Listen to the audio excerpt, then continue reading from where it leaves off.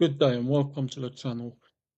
Today's film will be the animated Pixar film Cars. This film is great for several wonderful and truly amazing reasons. Let us find out as we go along what they are. So let's turn to the first reason why this is a great film for anyone to watch, and that is both the director and the producer. The director being John Lasseter. He's I've already spoke on him before, but just to briefly recap, he's directed many films over his career, including the following: Toy Story, A Bug's Life, Monsters Inc., Finding Nemo, The Incredibles, and obviously this film. However, it's the second person to mention, that being the producer, for I haven't spent any time considering her before, but we will. Her name is Darla K. Anderson, and she's produced many films over her career, starting in '95. Toy Story, Jerry's Game, It's Tough to Be a Bug, A Bug's Life, Monsters Inc., Mike's New Car, Exploring the Reef, Cars, Mater and the Ghost Light, Ratatouille, I think that's pronounced, or Ratatouille, cartoons, Up, Toy Story 3, Toy Story Toons, Hawaiian Vacation, Cars, Brave, California, Monsters University, Sanjay's Super Team, The Good Dinosaur, Finding Dory, Cars 3, Coco, Incredibles 2, Sitara, Let the Girls Scream, and finally Mission, Joy, finding happiness in troubled times. So there you are. There's the first reason. Let us turn to the second reason why this is a good film, and that is the cast, or more to the point, the voice cast. And so we begin. Owen Wilson plays Lightning McQueen. Paul Newman plays Doc Hudson. Bonnie Hunt plays Sally Carrera.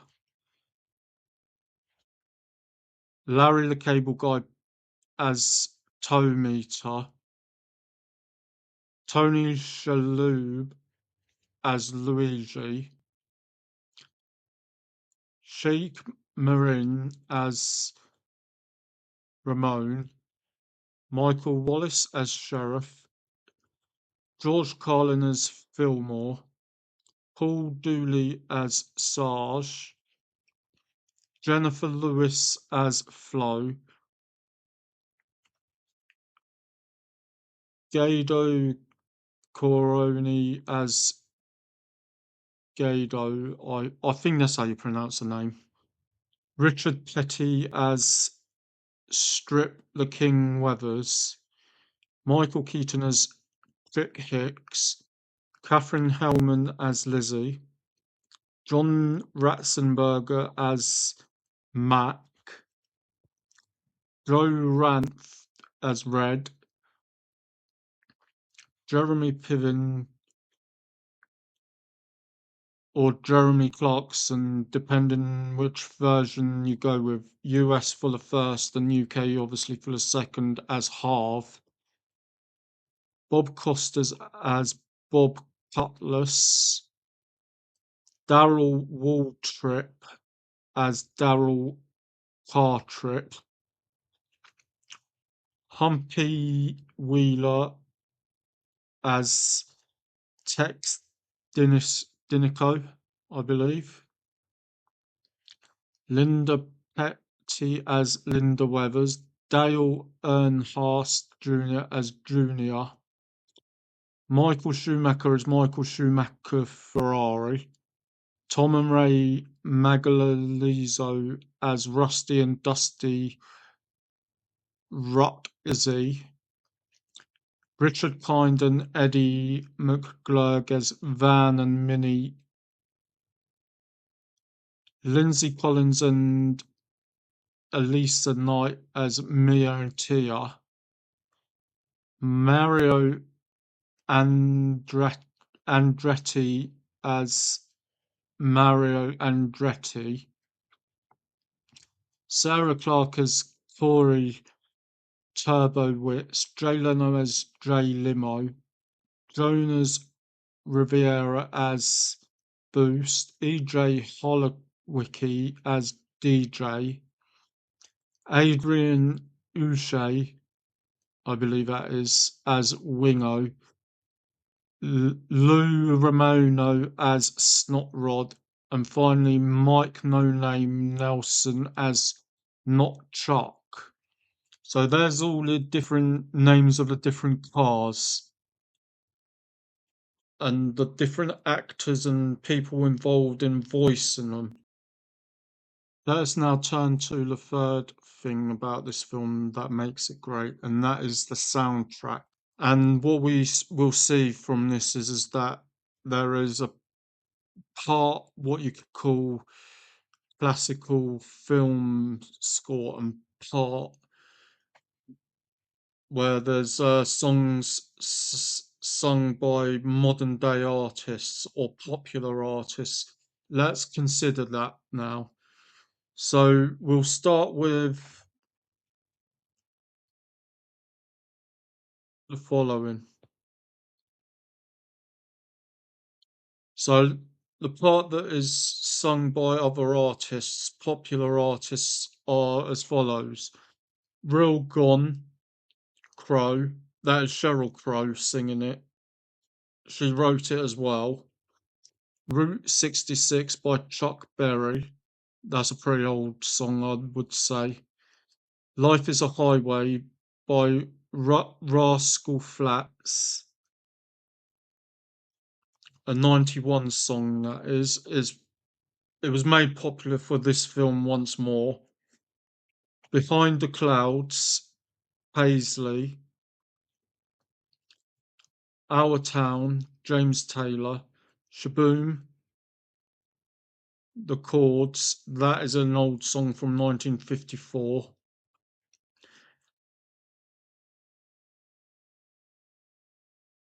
Route 66, 2005 by John Mayer. Find Yourself by Paisley. And it looks like the last song is My Heart Would Know from 1951 by Hank Williams. So what of the rest of the album? Well, Opening Race, McQueen's Lost, Bessie, Dirt is Different, New Road, Tractor Tripping, McQueen and Sally, Goodbye, Pre-Race, Pre-Race Pageantry, The Piston Cup, The Big Race. So there's the list of different tracks. 9 by various artists and 11 by Randy Newman, who was the guy that scored for the film in the majority case. Let us now come to the fourth thing, and that is both the budget and the box office income. Starting with the budget. The budget for this film was 120 million, and that's understandable considering the kind of film it is. The box office income, the total was 462 million, which is yet again a great amount, and it shows how well these types of films done in their original setting of being released over the time period.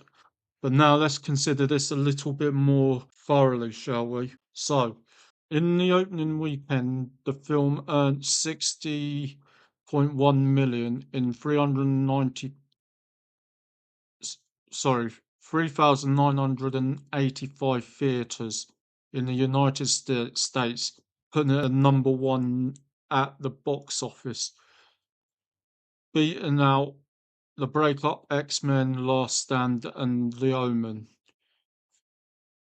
For 3 years, it would hold the record for having the highest opening weekend for any car-orientated film until it was surpassed by Fast and Furious in 2009.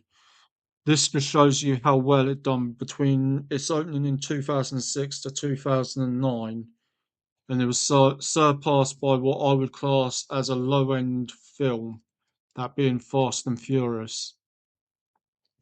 We continue on.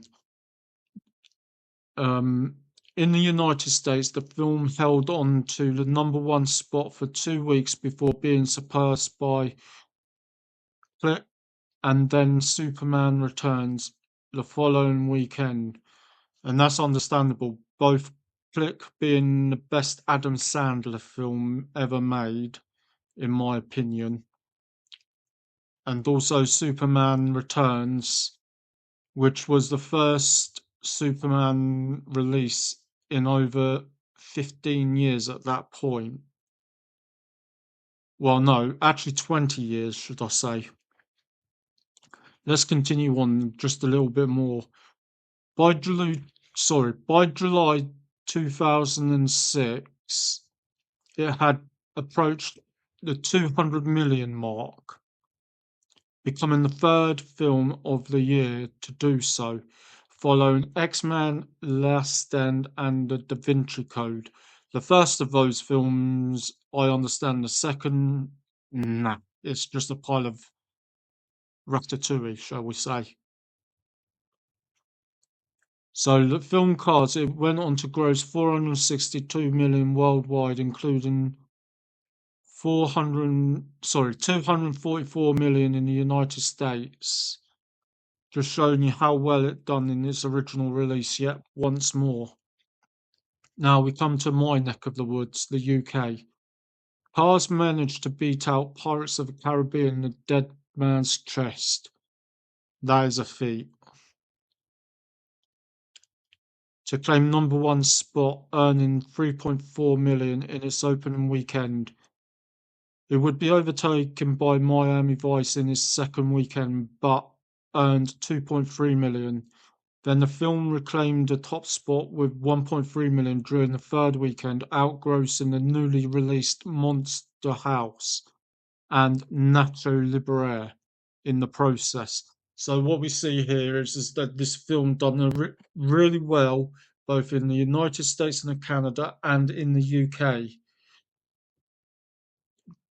becoming number one spot in several different places for several consecutive weeks or several weeks apart. That is amazing. Thank you for listening.